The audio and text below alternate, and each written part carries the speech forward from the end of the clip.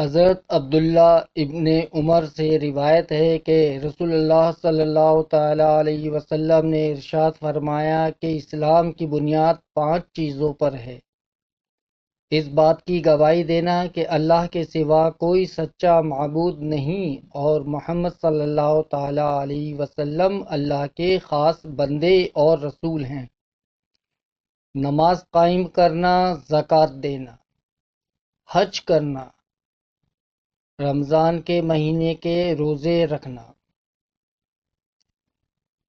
حضرت عثمان غنی رضی اللہ تعالی عنہ سے روایت ہے کہ حضرت محمد مصطفیٰ صلی اللہ تعالی علیہ وسلم کا ارشاد گرامی ہے کہ تم میں سب سے بہتر وہ ہے جو قرآن پڑھے اور پڑھائے۔ حضرت ابو بکر صدیق رضی اللہ تعالی عنہ سے روایت ہے کہ حضور نبی کریم صلی اللہ تعالی علیہ وسلم نے ارشاد فرمایا، عالم دین بنو یا طالب علم بنو یا عالم دین کی بات سننے والے بنو یا ان سے محبت کرنے والے بنو، 5واں مت بنو کہ ہلاک ہو جاؤ گے۔